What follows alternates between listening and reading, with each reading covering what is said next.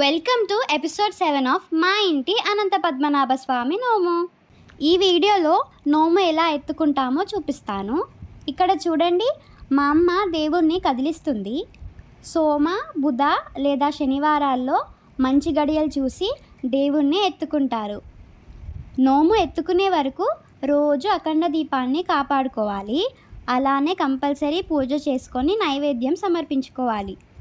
ఈ అనంత పద్మనాభ స్వామి నోము 14 సంవత్సరాలు నోముకుంటారు. ఇక్కడ మా ఇంట్లో బావి లేదు కాబట్టి మా అమ్మ తులసి మొక్క దగ్గరే ఇలా సింపుల్గా నోము ఎత్తుతుంది. కలశం మీద పెట్టుకున్న కొబ్బరికాయని కొట్టి హారతి ఇవ్వాలి. నోము ఎత్తుకున్న తరువాత మనం నోములో పెట్టాం కదా గౌరమ్మని, దాన్ని ముఖానికి రాసుకుంటారు. మళ్ళీ వచ్చే సంవత్సరం నోము చేసుకుంటామని సంకల్పం చెప్పుకుంటారు. అంతే అండి.